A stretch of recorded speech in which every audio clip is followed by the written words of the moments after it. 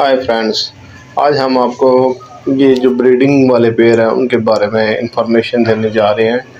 आजकल out season है तो ये फारग आजकल आपको हर दुकान से ये अब आसानी मिल जाएंगे। ये आपने कोशिश करनी है, ये बड़े वाले सेलेक्ट करने हैं आपने।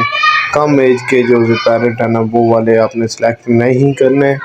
ये देखें, ये जो तकरीबन 3 साढ़े 3 4 साल का जो मेल है ना और फीमेल है वो ही ब्रीडिंग के अच्छा काम करेंगी। अगर आप वो यंग पेयर लगा देंगे तो फिर वो आपके पेयर ब्रीडिंग में थोड़ा सा मसला करेंगे, तो अनफर्टाइलिंग का मसला आएगा आपको। कोशिश करें आप, अगर आप मार्केट से ख़रीदते हैं तो ये बड़े वाले ख़रीदें जिनकी एज ज़्यादा हो। तो ये आजकल आउट सीज़न है, ये अब आसानी मिलेंगे आपको। तो ये अगर आप ब्रीडिंग करवाना चाहते हो तो इन दिनों में आप इनको अपने घरों में ले जाएं और इनको प्रॉपर एक जगह दे दें, तो इनको भी पता चले कि हमने इधर ब्रीडिंग करनी है।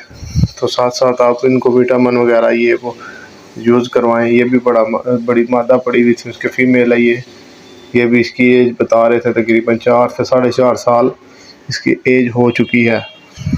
किसी भाई ने किसी मजबूरी की वजह से जो है ना इनको सील किया है।